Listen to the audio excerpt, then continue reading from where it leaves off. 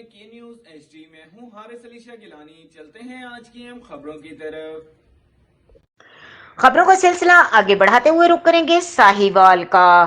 Commissioner Sahiwal, administrator municipal corporation Shoaib Iqbal Syed اور chief officer شیخ اشفاق احمد کے حکم پر مسعود Ahmad Madani incharge building branch کی زیر نگرانی میں دبنگ کارروائی. ڈاکٹر ہسپتال منظور کالونی کو بار بار نوٹس دے جانے کے بعد ڈاکٹر ہسپتال نے منظور کالونی کے مالکان کے کان پر جوں تک نہ رینگی.